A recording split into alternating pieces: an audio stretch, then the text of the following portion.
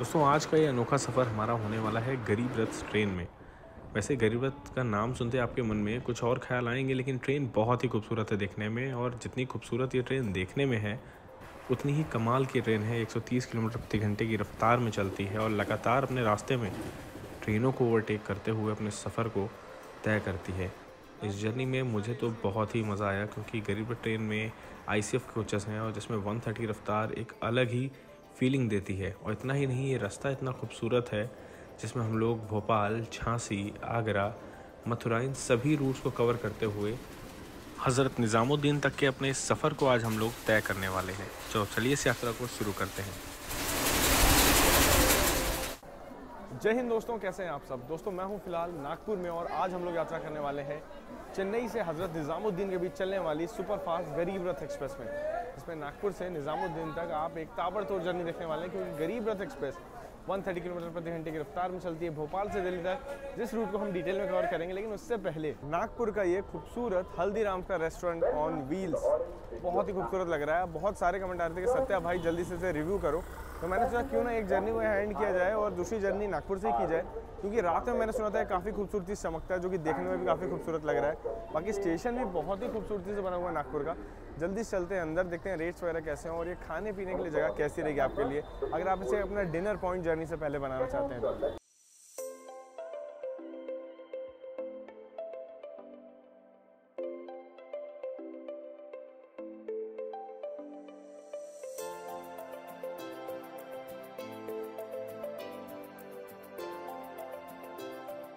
तो यहाँ पे एंटर करते हैं आपको कुछ ऐसा एम्बियंस देखने को मिलता है। यहाँ पे ड्रिंक्स का सेक्शन, यहाँ पे हल्दीराम का सारा आइटम आपको यहीं मिल जाएगा एक ही जगह पे। और उसके बाद अगर इंटीरियर की बात की जाए तो भाई कुछ ऐसा है कमाल का ये कोच।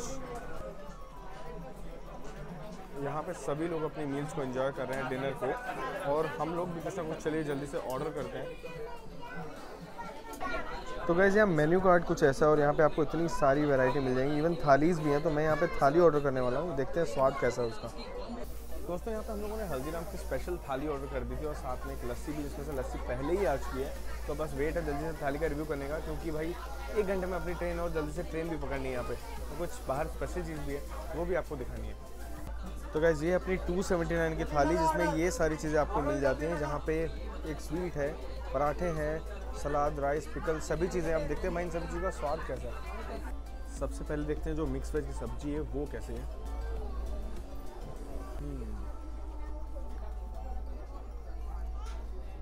उसका तो टेस्ट काफ़ी बढ़िया था। बारी पनीर की एक सब्जी, एक जो अपनी थाली होती है उसका मेन, अब बारी पनीर की जो थाली उसका मेन हिस्सा तो पनीर ही होती है।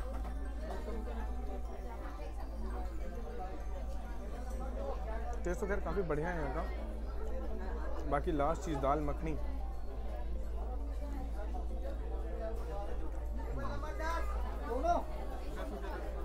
दाल मखनी में घी का काफ़ी ज़्यादा फ्लेवर आ रहा है, काफ़ी बढ़िया टेस्ट है। ओवरऑल मतलब थाली तो काफ़ी मस्त है, एम्बियंस काफ़ी मस्त है, और एक रेल फैन को एक ट्रेन कोच के अंदर इतनी सारी अच्छी चीज़ें खाने को मिल जाए तो और क्या चाहिए। काफ़ी मज़ा आ रहा है। जल्दी से चीज़ें फिनिश कर लेता हूँ और भी आपको बहुत सारी चीज़ें भी दिखाता हूँ। दोस्तों अपना डिनर तो काफ़ी कमाल का हो गया। जो लोग इसे डिनर पॉइंट बनाना चाहते हैं, काफ़ी बेहतर ऑप्शन अब आप लोग के लिए नागपुर में खुल चुका है। बाकी वहाँ से जैसे आप निकलेंगे, कुछ पार्सल लेना है आपको, तो यहाँ से पार्सल लेना पड़ेगा। आइसक्रीम वगैरह खानी तो उसका भी इंतजाम आगे किया गया है, वहाँ से आप आइसक्रीम भी खा सकते हो, ऑप्शन अवेलेबल है। लेकिन हाँ, बिलिंग आपको यहीं पे करवानी पड़ेगी सेंटर में, उसके बाद आइसक्रीम लेने के लिए आपको वहाँ जाना पड़ेगा। और हल्दीराम की जो भी वैरायटी की स्वीट्स होती हैं ना, सारी इन स्टॉल्स में अवेलेबल है। इनफैक्ट अंदर भी बाहर भी। तो जो लोग अपने घरों के लिए ले जाना चाहते हैं, जो लोग नागपुर से नहीं है, तो वो लोग यहाँ से पैक भी करवा सकते हैं कोई चीज़। यहाँ पे 8:25 का हमारी ट्रेन का टाइम था और 9:05 पर गरीब रथ एक्सप्रेस नागपुर के प्लेटफॉर्म नंबर 1 पर आ रही है। ट्रेन सुबह 6 बजे चेन्नई सेंट्रल से चली थी, फिर गुडूर ओंगोल,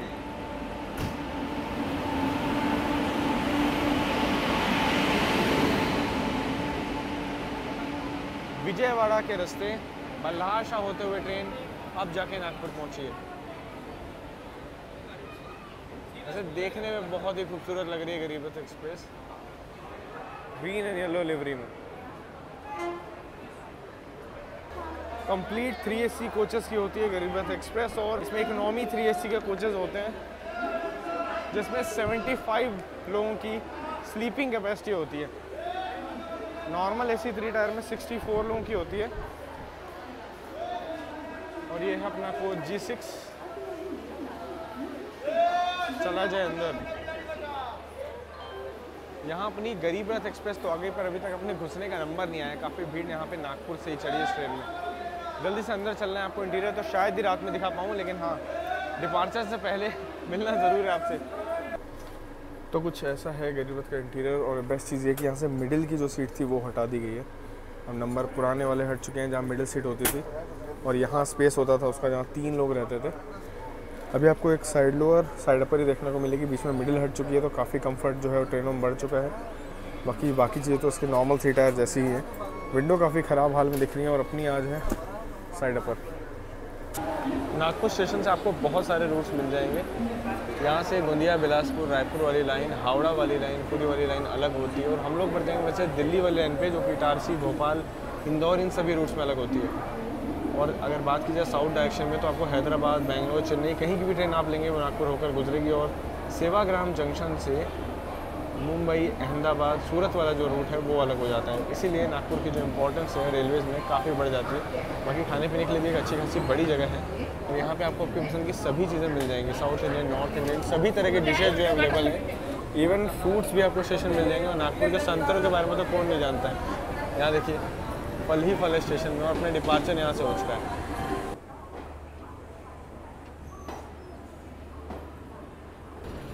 बाकी फ़िलहाल नागपुर से निकलते निकलते रात भी काफ़ी ज़्यादा हो चुकी है, और अभी सोया जाए, क्योंकि कल सुबह 130 kmph का रन आपके लिए कैप्चर करना है। और वैसे हम लोग झांसी सुबह 5:30 बजे तक पहुंच जाएंगे। तो देखते हैं, वैसे अभी तो ट्रेन लेट हो चुकी है लगभग 40 मिनट, तो कब तक पहुंचेगी। लेकिन सोया जाए ताकि सुबह का एक्शन मिस ना हो। फिलहाल के लिए गुड नाइट दोस्तों।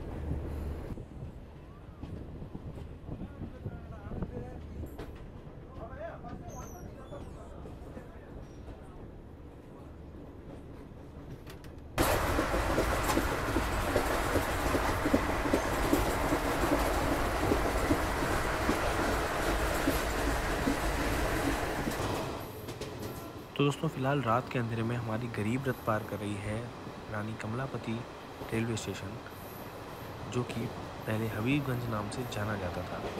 यहाँ एयरपोर्ट जैसी आधुनिक सुविधाएं हैं, और ये रेलवे स्टेशन बहुत ही खूबसूरत है। मैंने इसके लिए एक डेडिकेटेड वीडियो बनाया था, उसे भी आप देख सकते हैं। डिस्क्रिप्शन में आपको लिंक मिल जाएगा। यहाँ पे आपको आधुनिक शॉपिंग कॉम्प्लेक्स का एरिया मिल जाएगा। रिटायरिंग रूम बहुत बढ़िया है। बाकी बात की जाए स्टेशन में सुविधाओं की, तो बहुत सारी सुविधा आपको स्टेशन में ही देखने को मिल जाएंगी। तो ये आपके लिए बेस्ट स्टेशन है, और ये भोपाल शहर के अंदर ही आता है। यहाँ से भोपाल रेलवे स्टेशन मात्र 6 किलोमीटर की दूरी पर है।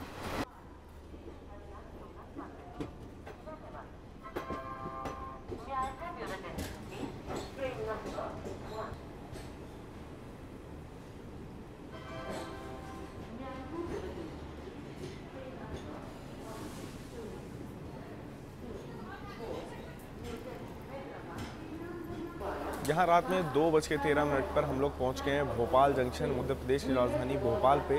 वैसे तो हमारा अराइवल यहाँ पे 2:05 का था, पर थोड़ा डिले अभी भी चल रहा है। वैसे नागपुर में तो ट्रेन काफ़ी डिले हुई थी 40-50 मिनट, और यहाँ आते काफ़ी मतलब कवर कर लिया है ट्रेन ने। और वैसे हम लोगों ने 390 किलोमीटर की दूरी को तय किया। नागपुर के बाद ये ट्रेन का पहला हॉल्ट था। इटारसी भी ट्रेन को हॉल्ट नहीं दिया गया है। और मैं उठा था अलार्म लगा के सेंट्रल रेलवे की राजधानी का ओवरटेक लेने, क्योंकि वो गरीब रथ को ओवरटेक करती है। तो मुझे लगा कि रात में अराउंड 2 o'clock तक ओवरटेक होगा, इसके लिए मैं उठा था। पर वो भी 40 मिनट से ज़्यादा की डिले पे चल रही है, तो हो सकता है वो दिन में देखने को मिले। और यहाँ तक मैं अभी तक वेट कर रहा था कि कब गरीब रथ अपने भोपाल पहुँचे और आपको भोपाल जंक्शन दिखा दूँ, क्योंकि यहाँ से इंदौर के लिए भी लाइन कटती है। बहुत लोगों की यादें भोपाल जंक्शन से भी जुड़ी होंगी, तो ज़रूर कमेंट सेक्शन में लिखिएगा कि आपकी कौन सी याद यहाँ जुड़ी, और आप लोग यहाँ से कभी किसी ट्रेन में ट्रैवल किए हैं क्या। बाकी भोपाल जंक्शन काफ़ी एक्टिव स्टेशन है भाई। रात में भी सारे स्टॉल्स वगैरह खुले हुए, तो अपनी गरीब रथ भी यहाँ जब पहुँची तो भी मुझे लगा नहीं कि मतलब रात के 2-3 बजे हुए हैं, और सारी चीज़ें मतलब खाने पीने की दुकानें और सब चीज़ें खुली थी। लोग जग रहे हैं स्टेशन में बैठ के। चलिए प्लेटफॉर्म 2 पर अपनी गाड़ी आई है, थोड़ी देर में आज डिपार्चर होगा, वो भी आपको दिखाते हैं। यहाँ रात में 2:28 हम लोग वापस निकल चुके हैं भोपाल जंक्शन से अपने आगे की ओर सफ़र पे। अगला जो हमारा स्टॉप है वो है वीरांगना लक्ष्मीबाई, यानी झांसी रेलवे स्टेशन। और फिर ग्वालियर, आगरा के रास्ते हम लोग हज़रत निज़ामुद्दीन के लिए निकल जाएंगे। और सिया राजधानी अभी हमसे 40 किलोमीटर की दूरी पर है। अब कह नहीं सकते कि ओवरटेक कब होगा, लेकिन कोशिश की जाएगी कि आपको मैं दिखा पाऊँ। फिलहाल वापस अब एक सोने की भी कोशिश करूँगा क्योंकि काफ़ी देर हो गई जागते जागते।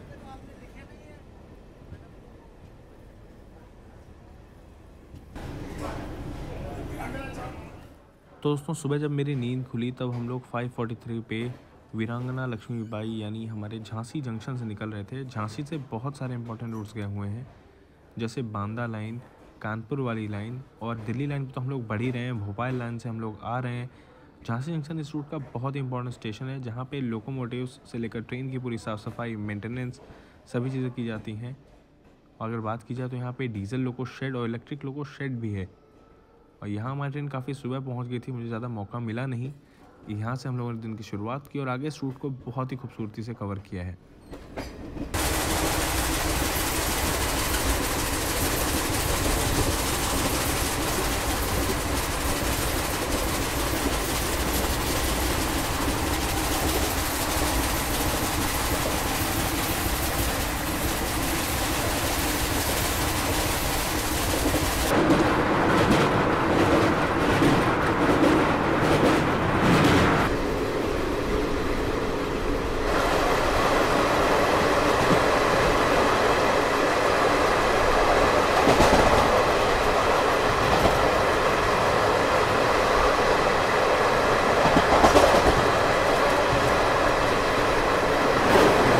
Nagpur Amritsar AC express.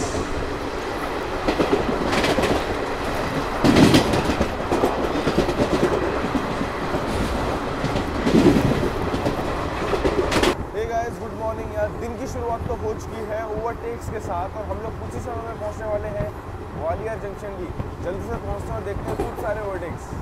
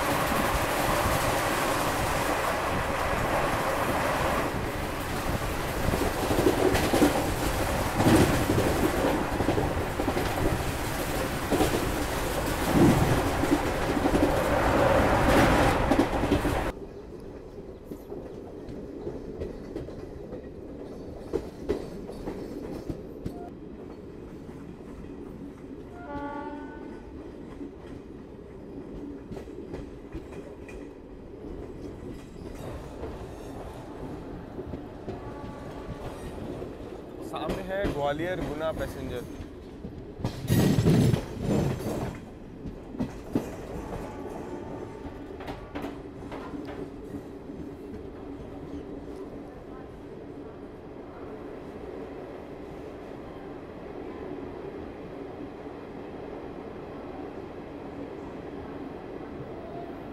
तो गाइज यहाँ अपने दिन की शुरुआत होती है ग्वालियर जंक्शन से। एक समय था जब इस वाले सेक्शन से Gwalior Sheopur Kalan narrow gauge train चलती थी, उससे काफ़ी लगाव है मुझे।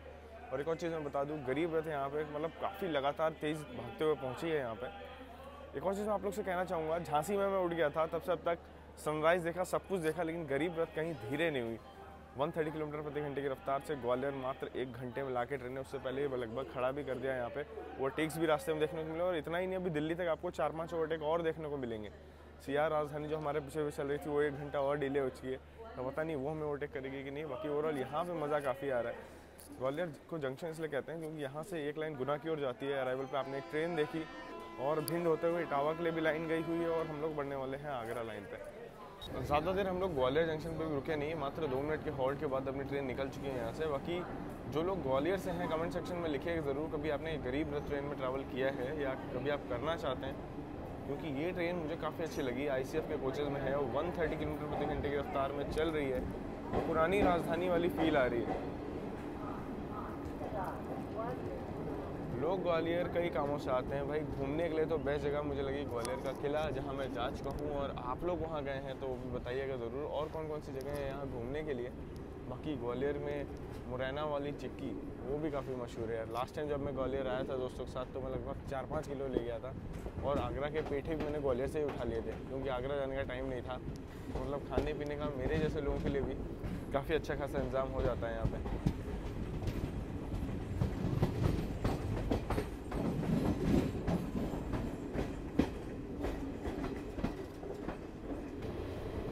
वो रहा किला ग्वालियर का, जो कि डिपार्चर पे आपको एकदम साफ साफ दिखाई देगा बिरला नगर आने के पहले।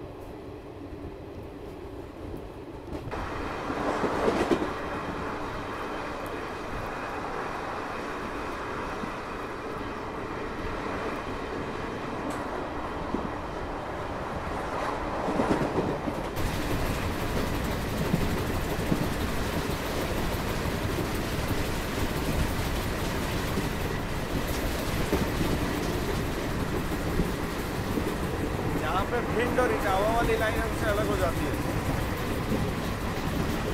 हम आगरा वाली लाइन पे पड़ रहे हैं।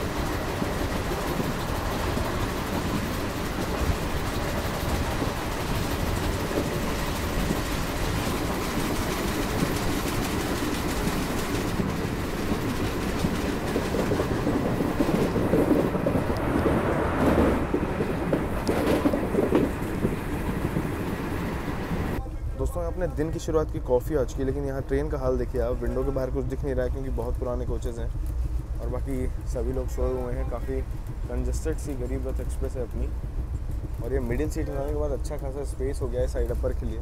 तो इससे देखते हैं कैसा इसका स्वाद। पता नहीं मैं आप लोग को दिख भी पा रहा हूँ कि नहीं। और बाहर एक अच्छी खासी सनलाइट अपने कोच में पूरा अंधेरा है बिना कर्टेंस के। रेलवेज़ का मैजिक, विंडोज़ पुराने वाले। ये कॉफ़ी अपने को पड़ी 20 रुपये की, और उस हिसाब से चलिए ठीक है एक जर्नी में, लेकिन हाँ इसमें दूध की कमी है, पर स्वाद फिर भी अच्छा आ रहा है काफ़ी।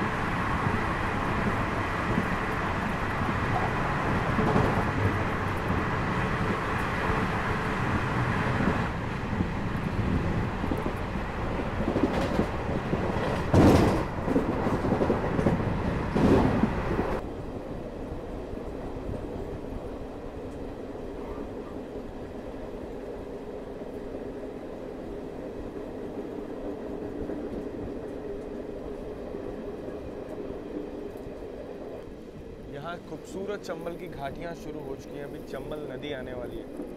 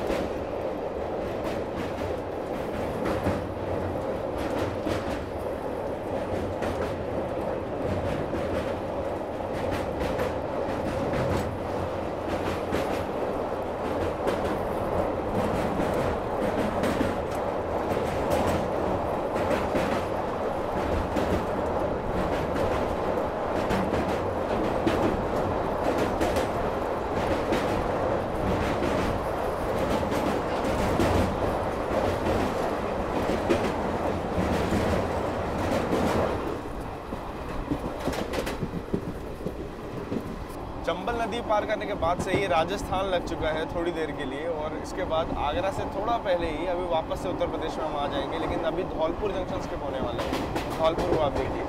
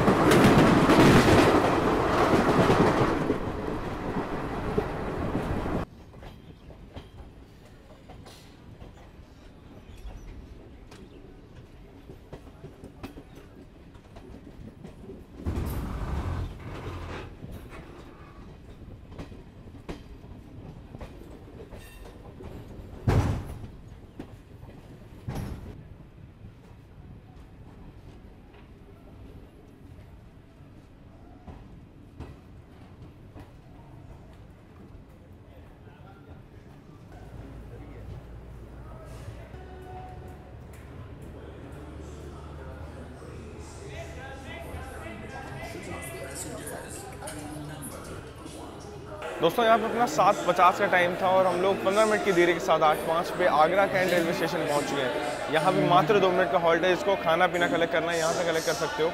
चाय, समोसा, ब्रेड पकौड़ा सभी चीज़ें यहाँ पे अवेलेबल हैं। आगरा कैंट से एक रूट कानपुर की ओर भी चला जाता है। दिल्ली लाइन पर हम लोग बढ़ रहे हैं। भंडाई से इटावा के लिए डायरेक्ट लाइन भी अब खुल चुकी है, काफ़ी लंबा समय हो चुका है। और मैं एक और चीज़ बता दूँ, आगरा के बारे में मुझे ज़्यादा कुछ कहने की ज़रूरत है नहीं आप लोगों से। ताजमहल और पेठा काफ़ी है सारी चीज़ें एक्सप्लेन करने के लिए। खैर दूसरी तरफ सचखंड एक्सप्रेस खड़ी है और इधर आज की है अपनी इंडिया की फास्टेस्ट शताब्दी एक्सप्रेस, यानी नई दिल्ली से चलकर रानी कमलापति देवी जाने वाली शताब्दी, जिसे हम लोग भोपाल शताब्दी के नाम से भी जानते हैं। वो भी आज की प्लेटफॉर्म नंबर 1 पर। ज़्यादा देर हम लोग यहाँ रुकेंगे नहीं आगरा में, कुछ चाय वगैरह कर लिया जाए। बस एक ब्रेड पकौड़ा मैंने कलेक्ट किया ही था कि ट्रेन चल दी यहाँ पे, और सचखंड से पहले हमें निकाला जा रहा है। इसे भी ओवरटेक नहीं गिना जाएगा क्योंकि उसका डिपार्चर टाइम 8:05 का था और गरीबत लेट आई, लेकिन फिर भी उसे पहले निकाला जा रहा है।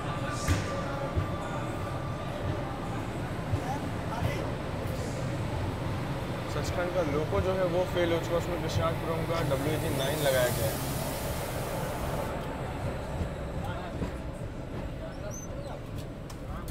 यहाँ सवाई माधोपुर और कोटा से आने वाली लाइन हमसे मिल चुकी है। हम लोग मथुरा जंक्शन पहुँच रहे हैं। मथुरा में अपना हॉल्ट तो है नहीं और यहाँ महाकौशल एक्सप्रेस को हम लोग ओवरटेक करते हुए निकल रहे हैं आगे।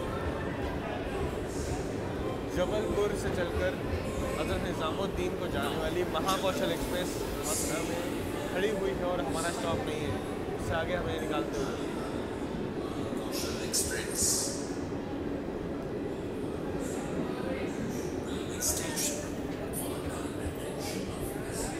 मथुरा के ब्रिजवासी के पेड़े ज़रूर ट्राई करना अगर आप लोग मथुरा जा रहे हो तो। यार मैं गया था तो काफ़ी मज़ा आया था, उन्हीं का स्वाद काफ़ी अच्छा था। बाकी मंदिर के आसपास, स्टेशन के आसपास जो मिलते हैं ना उसमें कोई स्वाद नहीं है और मतलब कोई मज़ा भी नहीं है, क्वालिटी भी नहीं है। ब्रिजवासी के पेड़े ज़रूर ट्राई करना। ब्रिजवासी रेस्टोरेंट है, होटल है वहाँ के।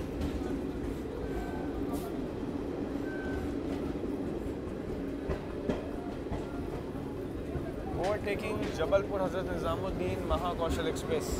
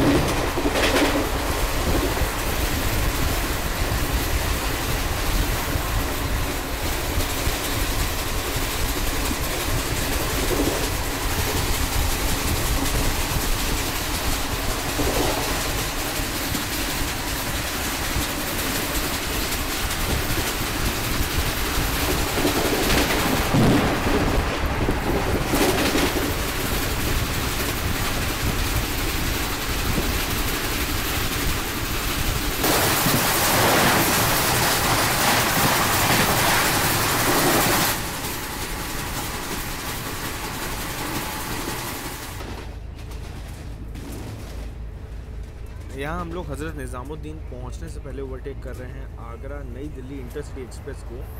और गज़ब की बात यह है कि सेंट्रल रेलवे की राजधानी को हमारी गरीब रथ ने मौका ही नहीं दिया ओवरटेक करने का। और आगे बढ़ते हुए अपने समय से पहले ही हम लोग हज़रत निज़ामुद्दीन की ओर बढ़ चले हैं। काफ़ी मज़ा आया इस सफर में।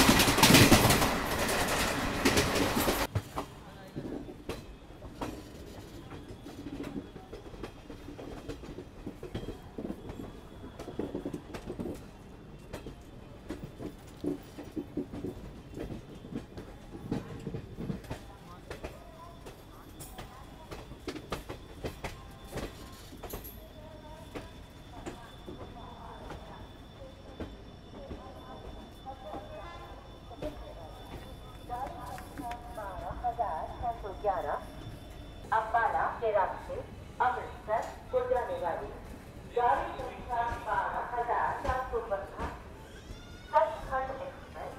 2005 में इंडियन रेलवेज ने सब्सिडाइज ट्रेन ये चलाई थी गरीब रथ एक्सप्रेस, जहां हम लोग अगर नागपुर से नई दिल्ली आते या निज़ामुद्दीन आते तो हमें 3 AC में 1600 रुपये से 1500 रुपये पे करना पड़ता।